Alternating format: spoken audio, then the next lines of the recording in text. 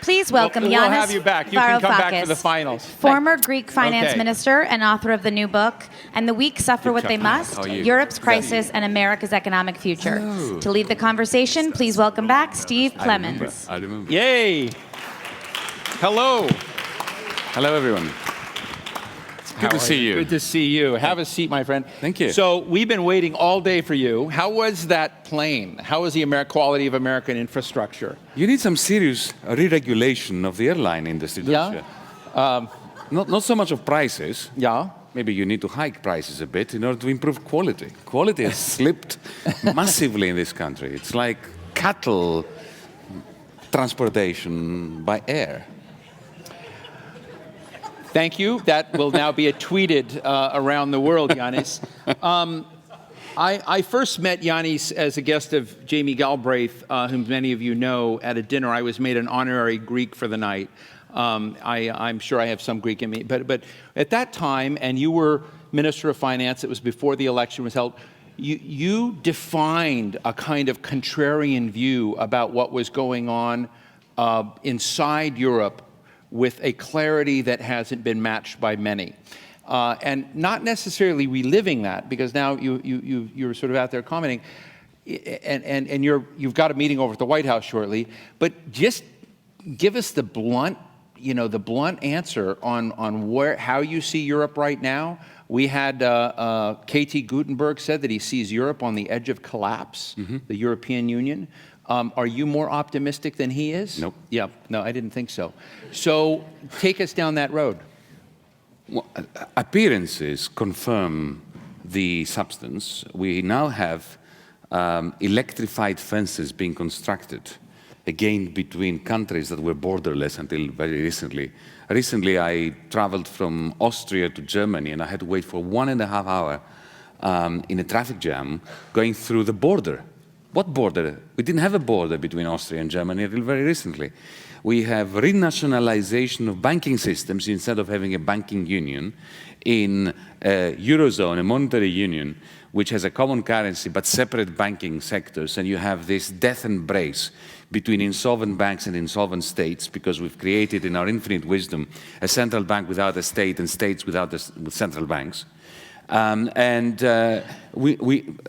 at it from a macroeconomic point of view, the great tragedy that we now have is that the austerity that was imposed upon the most bankrupt states created deflationary forces which now have come home to the core, to Germany, to the extent that Wolfgang Schäuble, the German finance minister, is attacking the central bank for pushing interest rates below zero, as if shooting the messenger is good, sound policy.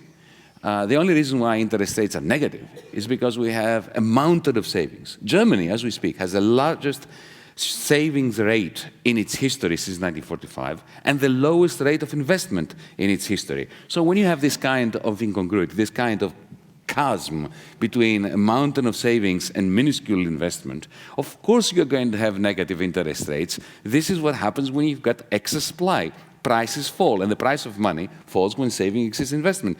And nobody's talking about the cause of this, so we are attacking the symptoms.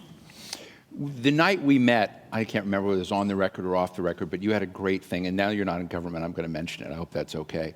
But you talked about Angela Merkel not wanting to see Greece exit Europe because she was basically the modern Catherine the Great and would not want to lose one of her provinces. That implied a lot about how you see Germany's role right now in Europe. Do you see Germany as the single hegemonic force that matters?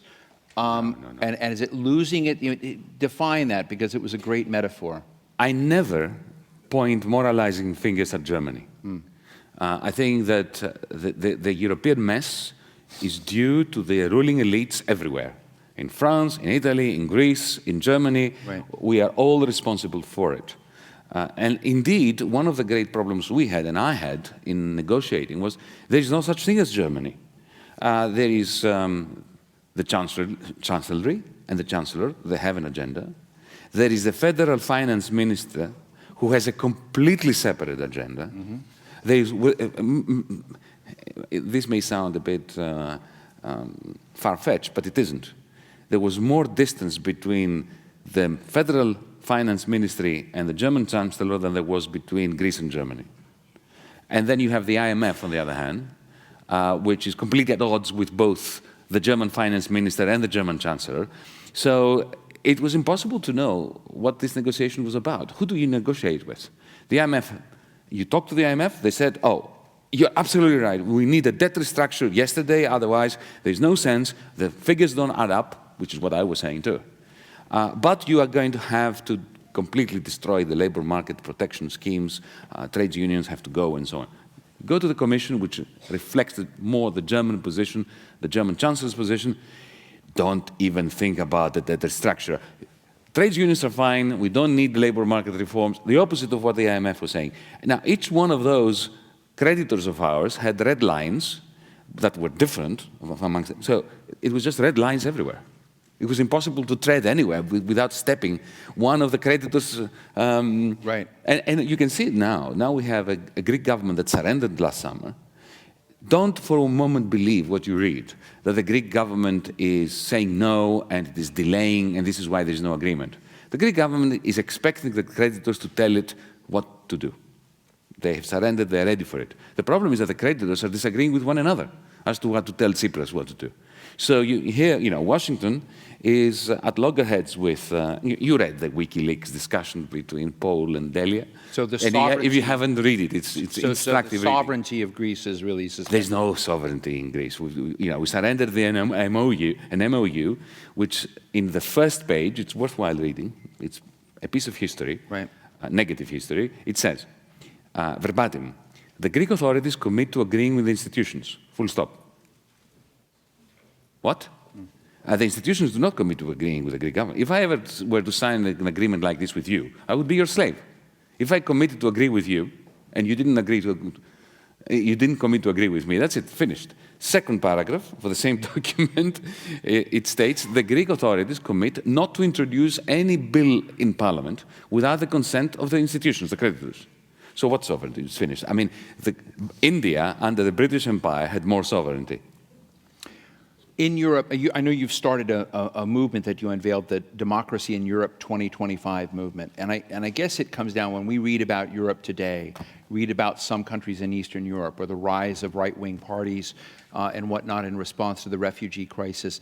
What is your sense of the state of democracy in what has been a bastion of democracy in the West? Is it sound? Is it going to revert to muscle memory and go back? Or do you think that democracy is in jeopardy? Democracy is everywhere and always an extremely fragile flower. We should never take it for granted. Some of its worst enemies are the ones who portray themselves as Democrats. Remember, every dictator loves to hold elections and referenda. But what I think is of significance in Europe is that we have truly functioning, proper democracies at the level of the nation state. So Germany is a functioning, proper, good democracy. So is France. So is Italy. So is Spain, to a lesser extent, but it is. Portugal.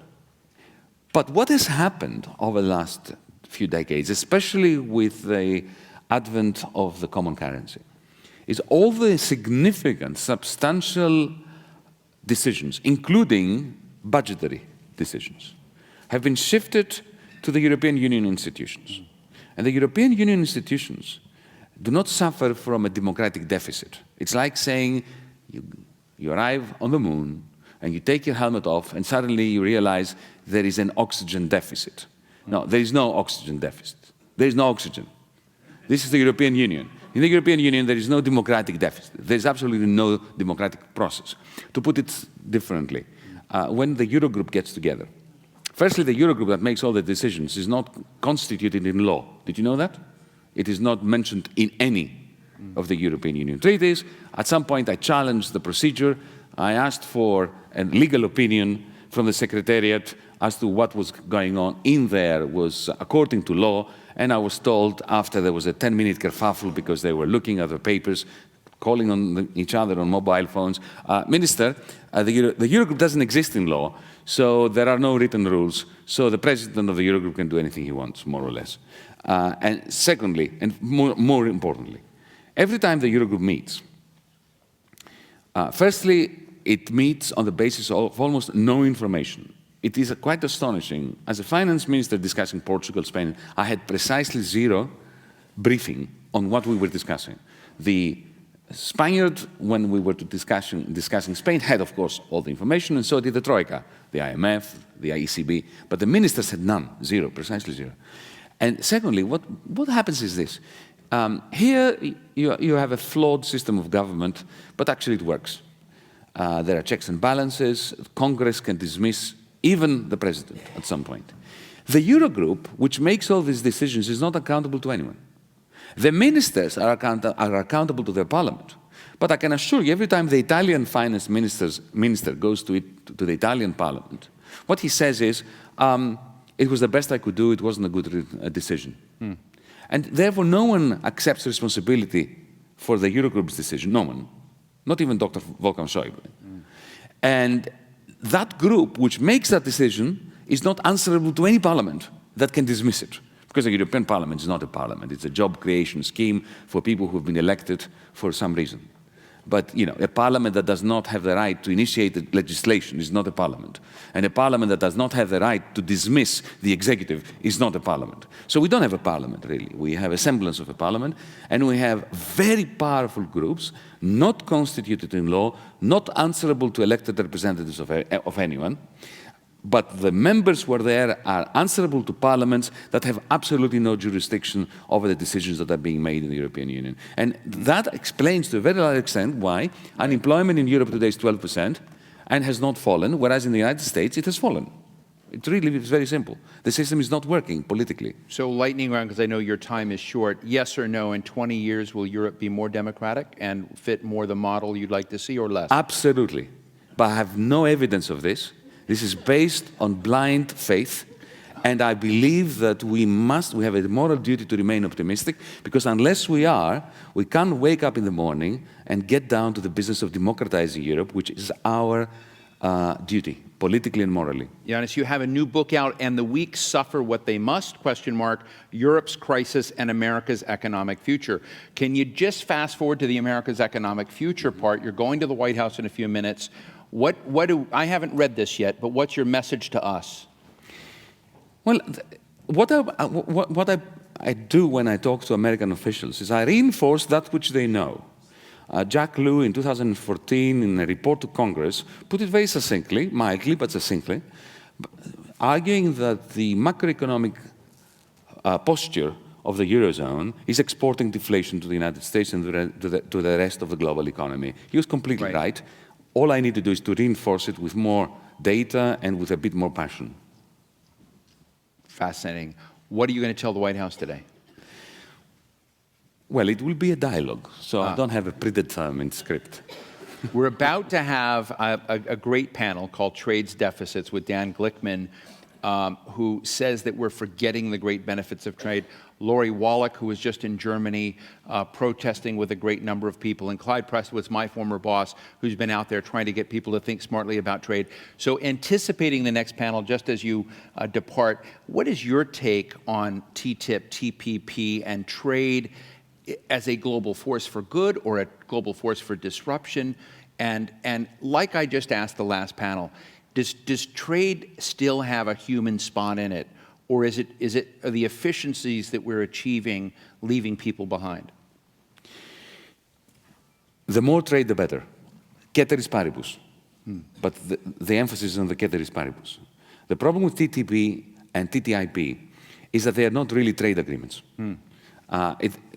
It's not a question of free trade. I mean, for instance, I would like to see all tariffs and quotas being done away with. But TTIP, for instance, is more about who has the right to set standards. It's about intellectual property rights. It is about a system of governance where parliaments are bypassed, and you have multinational corporations that have the right to challenge governments on their practice of, for instance, introducing social welfare schemes and national health services. This has nothing to do with trade. So we should not think that any movement against TTIP is a movement against trade. So, for instance, even within the European Union, the single market, in the context of the discussion about Brexit in the referendum on the 23rd of June, the discussion, in order to be helpful, have to be nuanced, and we must separate the question about environmental protection and the challenges to environmental protection from these trade agreements, single market agreements, and encouraging trade. It is essential to encourage trade. It is essential to rebalance the flow of capital as well as the flow of goods and services. We have not done a good job of this in the last 20 years. We need to do a lot better and not to conflate power plays by multinational corporations when it comes to intellectual property rights with free trade. Have you commented on Brexit one way or the other? Oh yes, I'm campaigning. What I say to my friends in Britain on television and various events is you must reclaim your democracy, and to do so you must stay in the European Union and fight with the rest of us to democratize Brussels. Fascinating. Ladies and gentlemen, Yanis Varoufakis, thank you so much for joining us. It was great. Good to see you, man.